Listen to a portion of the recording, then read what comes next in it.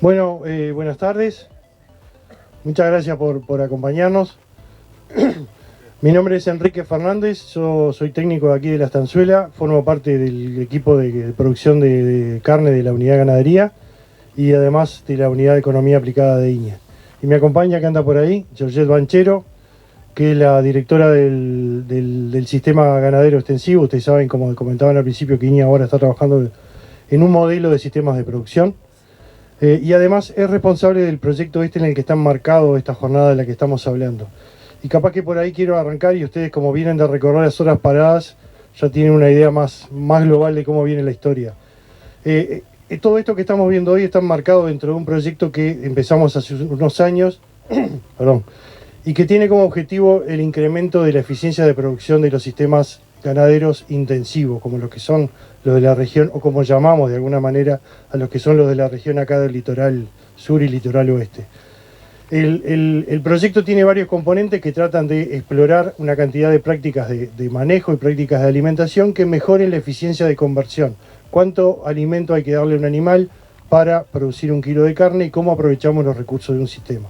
Entonces ustedes pasaron hoy por varias de estas paradas, no todo lo que estamos trabajando, pero lo que se podía ver en el campo. Vieron el tema de la recepción de terneros, vieron el tema de los embarques y las diferencias con ayuno, vieron cuestiones de bienestar animal, de manejo de pastoreo. Y bueno, esta parada en particular tiene que ver un poco con lo global, con el manejo del sistema como tal. Nosotros, uno de los componentes que tenemos es cómo poner en conjunto todas esas prácticas de alguna manera y explorar las sinergias entre ellos, cómo hacer que interactúen para de alguna manera mejorar el sistema en su conjunto y no puntualmente en una de las prácticas. Algunas prácticas pueden ser poco eficientes si las evaluamos puntualmente, pero aportar de forma importante a un sistema de producción. Entonces, nosotros para eso tenemos montado desde hace 4 años un sistema de producción ejemplo, si se quiere, o para validar alguna de esas cosas, que está montado sobre algunos principios básicos o algunas herramientas que nosotros encontramos en la evaluación previa que iban a tener impacto en la eficiencia. Y a eso viene este cartel que yo tengo atrás mío y que les quería arrancar comentando. Hay 4 herramientas que están citadas ahí de alguna manera que hacen a los principios básicos de este sistema. No son los únicos, pero son 4 importantes. El primero es que el sistema, y es el que aparece arriba a la izquierda, en ese círculo central, es un sistema agrícola ganadero, es una complementación entre ganadería y agricultura. De alguna manera nosotros queremos explorar las sinergias que se producen en esa interacción, tanto desde el punto de vista económico, que seguramente todos las conocen, de la posibilidad de valorización del grano propio, la alternativa de uso de ese grano cuando no es rentable utilizarlo internamente, cambiarlo por otro, todos los negocios que se pueden generar, como aquellas ventajas que vienen desde el punto de vista ambiental, que son la rotación de cultivos y pasturas, el manejo de la fertilidad, el manejo del control de malezas, una cantidad de cuestiones que hacen a esa rotación y que traen beneficios desde el punto de vista ambiental. Nosotros en algún momento nos encontramos con la disyuntiva de que el productor ve a la ganadería o veía a la ganadería como un peaje que había que pagar para seguir haciendo agricultura y había que entrar en esa etapa de pastura. Bueno, de alguna manera nosotros queríamos explorar opciones que en la etapa ganadera produjeran un margen que fuera competitivo y que el productor no tuviera esa visión de costo de que ahí tengo que hacer ganadería y la voy a hacer como me venga bien porque es una etapa que tengo que pasar. Entonces de ahí un poco viene toda esta historia. La segunda práctica tiene que ver, que lo vieron en la parada anterior, todo el tema de monitoreo y manejo del pastoreo. El monitoreo en cuanto al seguimiento de la pastura, las ventajas que eso trae desde el punto de vista de la presupuestación, de cuánto tenemos de horizonte verde, cuándo puedo hacer reservas, cuándo tengo que acelerar y cuándo tengo que meter un complemento alimenticio porque no me alcanza, con qué altura entro, con qué altura salgo y cuáles logro las mejores eficiencias, los manejos diferenciales según el tipo de especie, como así también las fajas y otras cuestiones que tienen que ver con eso. Creo que más o menos algo conversaron antes. Una tercera pata que está atado con esto, y lo que está abajo a la derecha, es todo el tema conservación de forraje, como una herramienta en estos sistemas fundamental para tener altas cargas en épocas de déficit y poder utilizar ese forraje para llegar a la primavera con un stock de ganado suficiente para comernos esa cantidad de pasto que se produce en la primavera, que es casi el 40 o 50% del total del forraje que se produce en el año. Entonces la conservación de forraje nos permite, por un lado, manejar la cosecha cosechar en momentos óptimos y que nos da una alta calidad, y por otro lado utilizarlo cuando a mí me viene bien y no cuando el sistema me lo quiere dar. Entonces de alguna manera eso es una práctica importante a la hora de mejorar la productividad. Y la última, que capaz que tiene que ver más con la parada y por el momento del año, los corrales. Como en algún momento la suplementación, y sigue siendo una herramienta importante de soportar carga en el invierno, los corrales, además de darnos esa alternativa de aumentar la cantidad de carga que yo puedo manejar en determinados momentos, nos mejora la condición de control de la dieta y la eficiencia del alimento que yo le estoy dando, y de algunas otras prácticas que tienen que ver con la anterior, porque todas se relacionan. Nos permite conservar forraje durante la época que están encerrados y hacer otras cuestiones.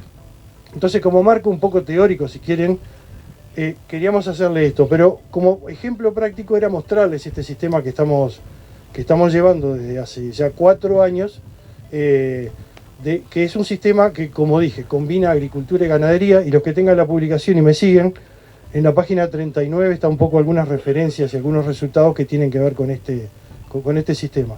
Nosotros modelamos algunas alternativas antes de empezar con este fue el que nos decidimos. No quiere decir que este es el sistema que estamos vendiendo, fue una de las formas que nosotros encontramos. Cada uno después tendrá sus limitantes y sus ventajas para explorar otras opciones. Como les muestra ahí el primer cuadro en la página 39, el sistema combina praderas, que en este caso son una mezcla de gramíneas perennes y leguminosas, en nuestro caso alfalfa, porque la productividad que le hemos encontrado no tiene competencia con otras especies. Exploramos techos bastante más altos, que duran entre 3,5 y 4 años, sobre las cuales sembramos un cultivo de verano que es maíz, que se cosecha para el grano húmedo que se usa durante los encierros. Luego de lo cual hay un cultivo de cobertura, que normalmente es un ryegrass, como que están viendo allí, que después les vamos a hacer algún comentario en cuanto a los nitratos que tiene ese ryegrass. Y sobre ese ryegrass se hace un cultivo de soja, que es para venta. Luego una cebada, que se cosecha temprano también como grano húmedo, como fuente de alimento para los encierros. Y posteriormente otra soja, que es para producción de grano. O sea que es un sistema que tiene cultivos para producción de grano para consumo de los animales y grano para la venta. Si ustedes pasan a la página siguiente, van a ver un poco lo que es cómo es el ciclo de producción animal dentro de esto, fuera de lo que es la producción agrícola. Nosotros generalmente entramos terneros de destete en abril, mayo, por allí, de más o menos 170 kilos de peso, 160, y los destinamos a un corral de encierro, que es el que ustedes están viendo a las espaldas, durante unos 120 días, con una dieta que se elabora a partir de estos componentes del sistema, más un núcleo vitamínico que se compra afuera para elevar un poco el nivel de proteína.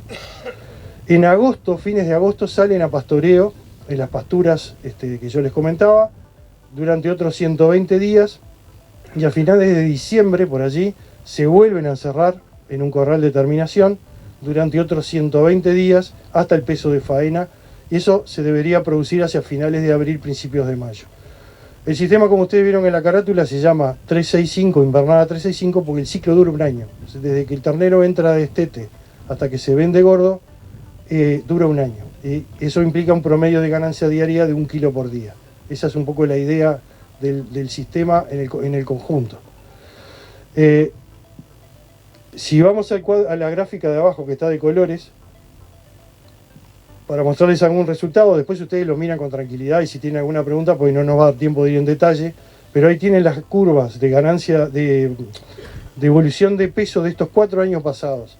Ustedes van a ver en la curva azul, la parte azul de la curva es el corral de recría, la parte roja es el pastoreo, y la amarilla son los corrales de terminación. Y ustedes más o menos ven que con pequeños altibajos las curvas son calcadas. Tuvimos 1 kilo de promedio en casi todos los corrales de recría, alrededor de 800 gramos en la etapa de pastura, 750-800 gramos durante la primavera, y corrales de encierro que anduvieron entre 1,3 kg y 1,4 kg.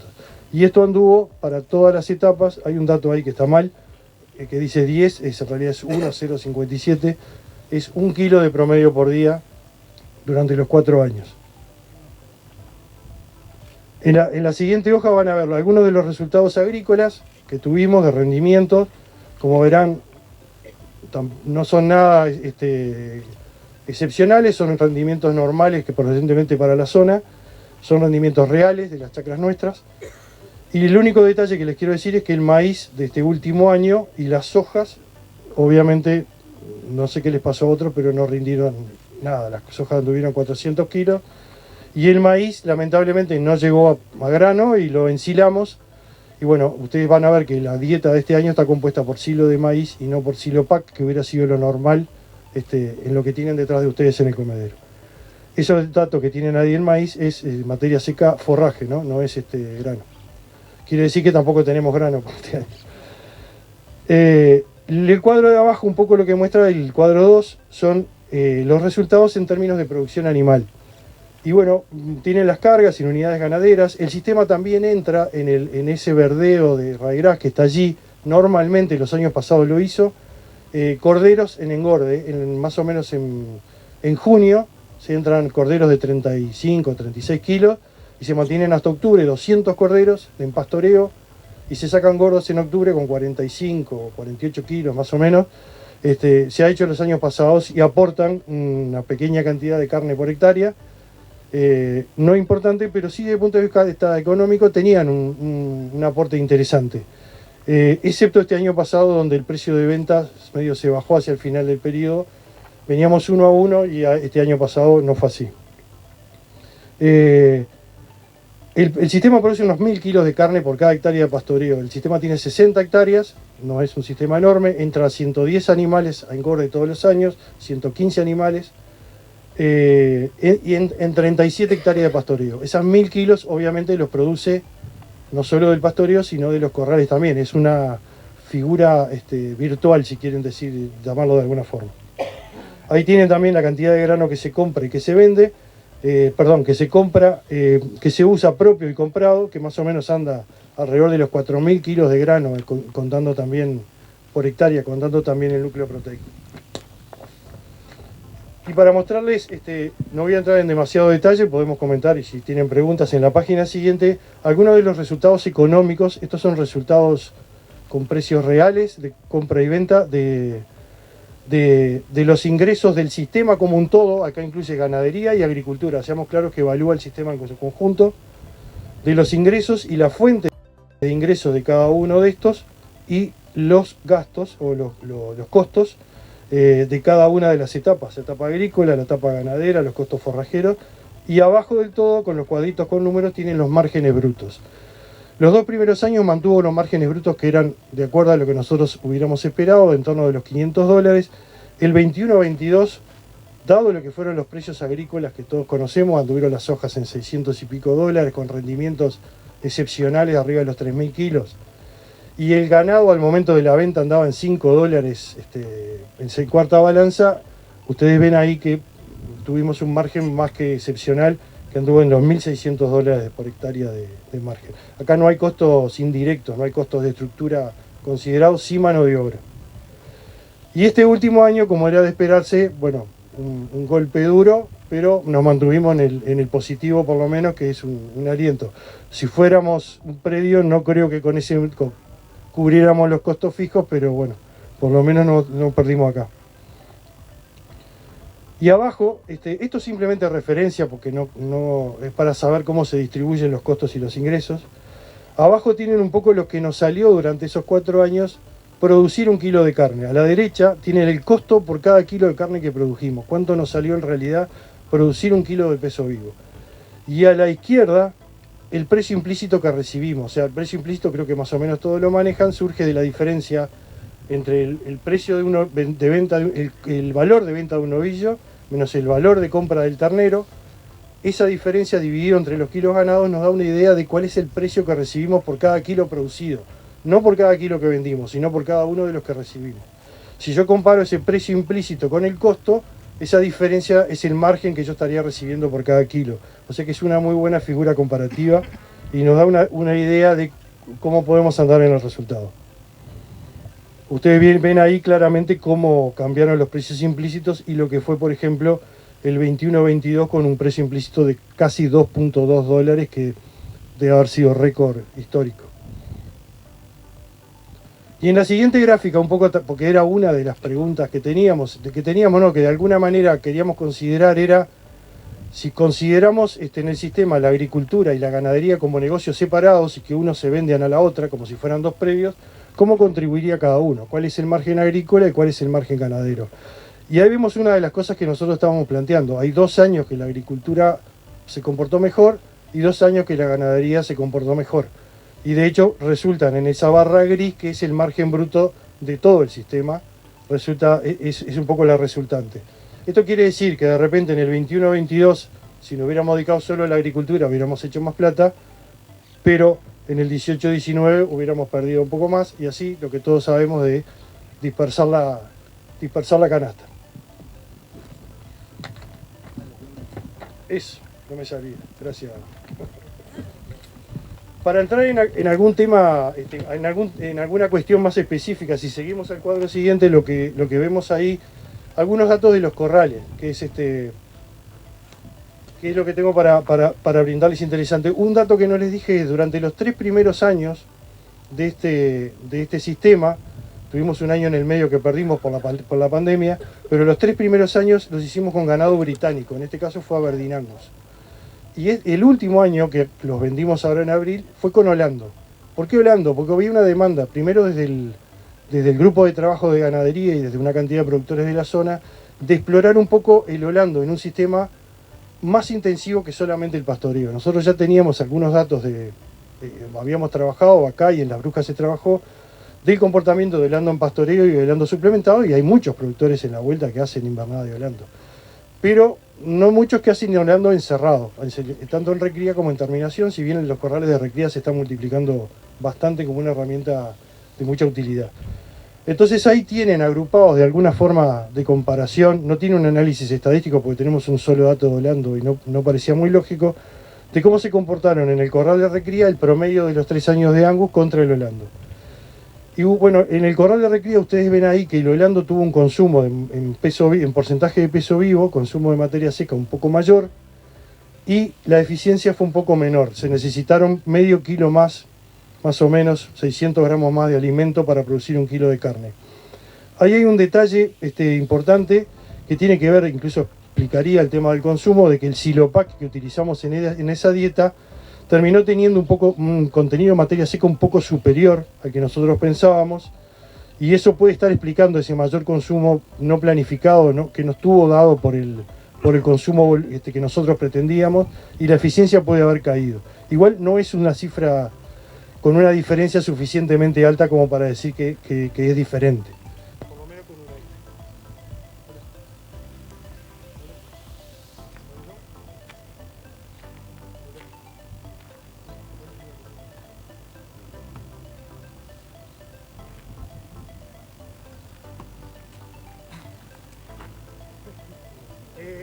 Capaz que me oyen igual mientras tengo.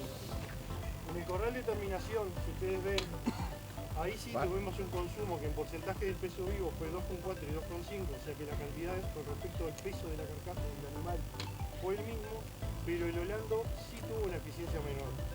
Comparamos de 8,4 en los británicos, el Angus, contra 9,7 el Holando. Repetilo, Enrique, porque hay viento. Repetilo porque hay viento y... Ok. No, en el corral de terminación, si ustedes ven, ahí sí el consumo en porcentaje de peso vivo fue de acuerdo a lo que nosotros planificábamos, que fuera en el entorno del 2,5%, y la eficiencia sí resultó un poco más baja en el Holando. Más baja implica un número más alto, ¿no? O sea, necesitamos más alimento para producir 1 kilo de carne. Y acá, si ustedes miran los días de corral, el corral de encierro de los Angus demoró en promedio 118 días, 120 días. Y el del Holando se fue a 140. 140 y con un peso además que llegó a los 590 kilos de campo comparado con los 540 que tuvieron los Angus. Y eso tiene que ver también con que nosotros llegábamos aquí, más allá de la pesada, mirábamos los animales para ver cómo estaban de grado de terminación, y siempre para nosotros les faltaba un poquito, y les faltaba un poquito, y les faltaba un poquito. Eso estiró el corral unos 20 días más de lo que nosotros hubiéramos esperado, y el peso se fue a 592 kilos. Eso puede haber bajado la eficiencia porque el corral se estiró y obviamente el animal sigue ganando tamaño y puede haber bajado un poco la eficiencia. Igual después vamos a ver el resultado, que nuestro ojo no estaba tan fuera de la realidad como nosotros pensábamos. Abajo del todo tiene las dietas promedio, no quiero entrar, pero sí les muestro ahí que en el corral de recría, y si ustedes miran el Holando, ven que el consumo de Silopac fue mayor, claramente porque se nos escapó el contenido de materia seca de alguno de las tandas de Silopac que teníamos, fuera de lo que nosotros teníamos, por lo menos en planilla presupuestada. Me voy a saltear el cuadro de la dieta, que vamos a ir al final, y lo que les quería mostrar es justamente un poco cómo fue el resultado de esas reses una vez que nos mandamos a frigorífico. Y ustedes ven ahí en la gráfica, la figura 5, que los Angus pesaron en planta promedio durante los 3 años 512 kilos y un rendimiento de casi 57%, muy buen rendimiento. El Holando llegó a 570 kilos de planta con un rendimiento de 53,7 para ser exacto, con ese peso de 570. Y si vamos a la gráfica en la página siguiente, lo que nos muestra ahí es un poco cómo era el grado de conformación y terminación de esos animales. Y como era de esperarse, los Angus terminaron la mayor parte en conformación de tipo N, que es una conformación muy buena, un 20 y poco por ciento terminó en A, algunos incluso llegaron al I, y todos con grado 2, sin ninguna discriminación, grado 2 de grasa. En el caso del Holando, la conformación fue de A para abajo, o sea, la mayoría, ninguno llegó a N, fue A o C, y hubo un buen porcentaje, un 20 y pico por ciento, que incluso con ese peso puede tener que ver con la dispersión que tenía el lote, porque uno de los temas que tiene el Holando, que si el Angus cuando lo compramos todo en un solo lugar, el Holando hay que juntarlo de 3 o 4 lugares diferentes porque no se encuentran lotes tan grandes. Y ustedes ven que hubo un 20 y pico por ciento que quedó en grado 1, no llegó, es un nivel de cobertura de grasa mínimo, digamos, no tiene un nivel de cobertura mínimo. Si volvemos una página para atrás, y capaz que ahora sí, en relación a lo que estamos viendo, esto corresponde al corral de recría que comenzó de este ejercicio 23-24. Estos animales, como ustedes ven ahí arriba en el cuadro 4, ingresaron acá el 8 de mayo. Con un peso de 162 kilos. La última pesada que tengo de ellos es del 6 de junio, se pesan cada 28 días. Del 6 de junio pesaron 190 kilos, o sea que estos animales están ganando 1 kilo por día. Pasaron por dieta de acostumbramiento, y ustedes que estuvieron en la parada del recibo de terneros, una de las ventajas que tiene el corral de recría es que aquel tratamiento de acostumbramiento que les mostraron que demora como 3 semanas, en la medida que uno tiene un corral de recría se achica a unos 10 días, que lleva todo el tema de acostumbramiento eléctrico y comida para los que no saben comer, pero después la dieta se va adaptando acá adentro mismo, se va haciendo a lo largo del tiempo. Esto lleva un pasaje durante casi 10 días de 2 o 3 tipos de dieta diferentes, con diferente contenido de fibra, hasta llegar a esta que tienen ahí, que es la definitiva y la que están comiendo ahora.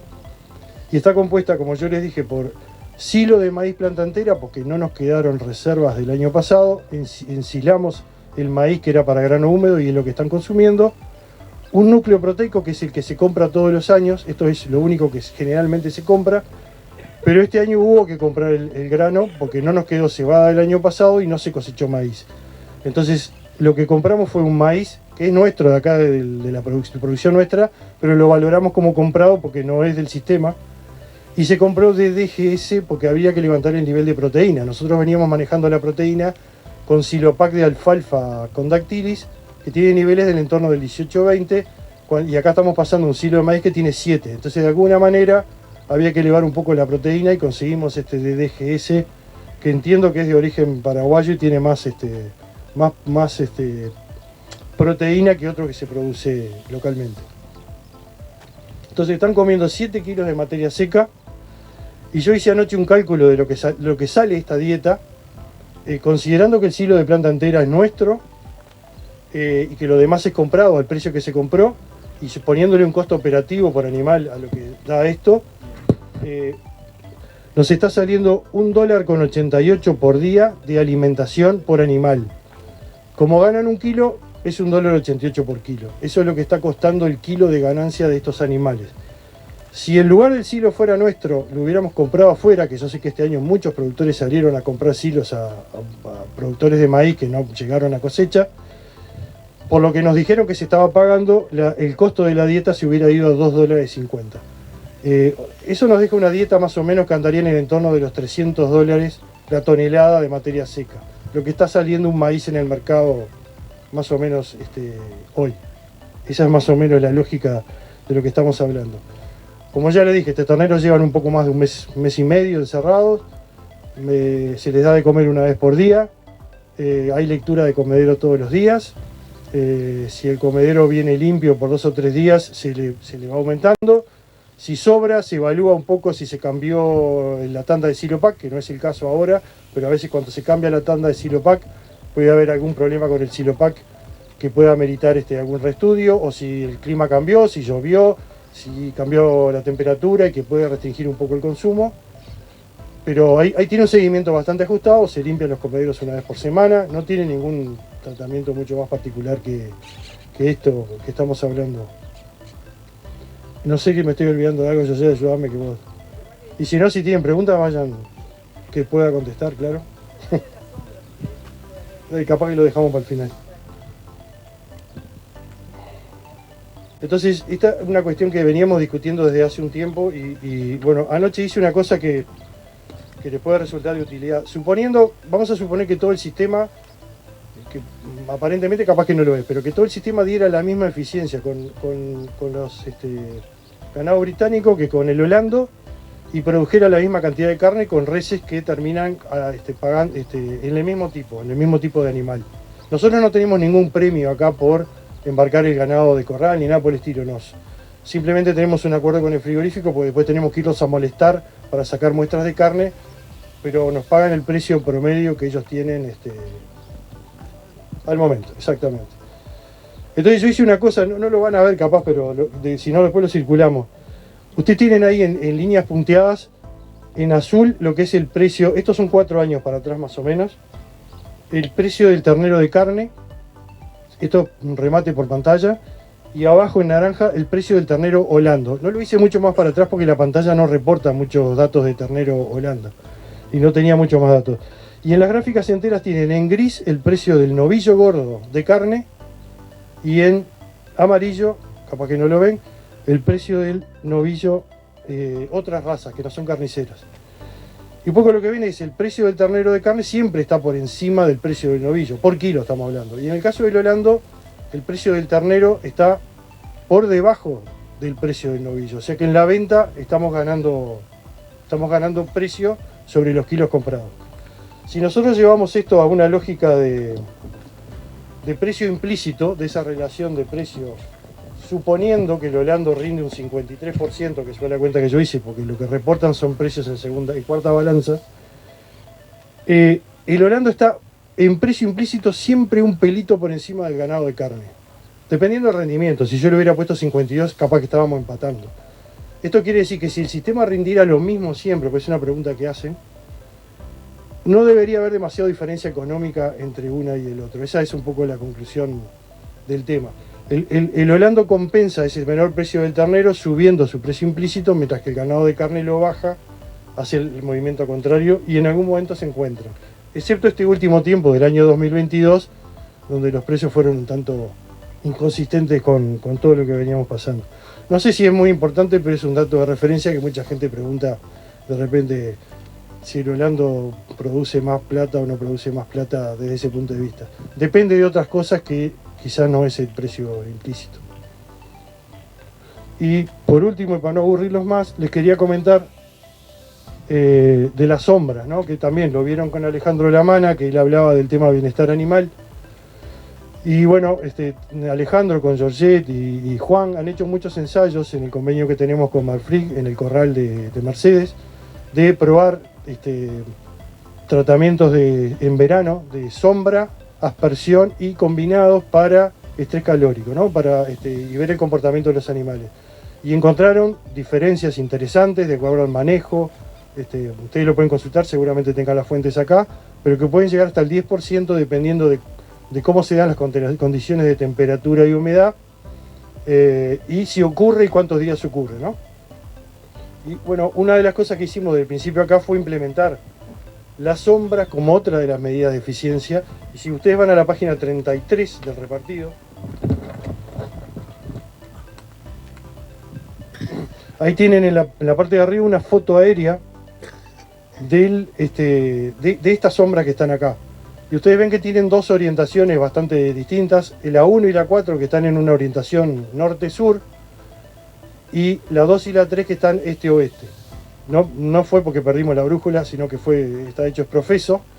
De alguna manera, lo que tienen ahí en el cuadrito, que esto es un relevamiento que se hizo con sensores de temperatura, es que las corrales este-oeste mantuvieron a nivel de suelo menor temperatura. Y esto tiene una explicación bien clara. Al estar orientados este a oeste, la sombra permanece sobre el mismo lugar mucho más tiempo porque no se mueve con el sol. Para este tipo de corrales sería lo recomendable, porque especialmente en el verano, ¿no? Donde no hay tanto problema de barro. Porque el animal tiene un lugar donde permanece más frío durante más tiempo y durante una época que es complicada. El 1 y el 4, la sombra se va a mover más en la medida que se mueve el sol, que va moviéndose, y sería una condición adecuada para un corral como para vacas lecheras, donde a uno lo que le interesa es que de repente el suelo se seque. Entonces tiene que el sol va a afectar más espacio debajo de la superficie y va a secar más suelo en la medida que se humedezca, especialmente en épocas que se forma barro. Acá, justamente cuando tenemos animales grandes encerrados, que es en verano, normalmente no se hace barro y se seca rápido, y en esta época que puede armarse barro, los animales son muy chicos, de poco peso, y no es tan propicio a que se arme barro. Lo otro es la altura de ellos, que andan de 3,5 metros en la parte baja y 4 en la alta, como para que tenga una buena superficie de circulación de aire debajo y se seque. Esto ha resultado ser, más allá de las muertes que se puedan evitar, está el tema del cambio en la eficiencia, de lo que aumenta en el consumo del animal, de tener un espacio para echarse en épocas complicadas, y en la eficiencia directamente de transformación por cómo se da la temperatura a los procesos ruminales.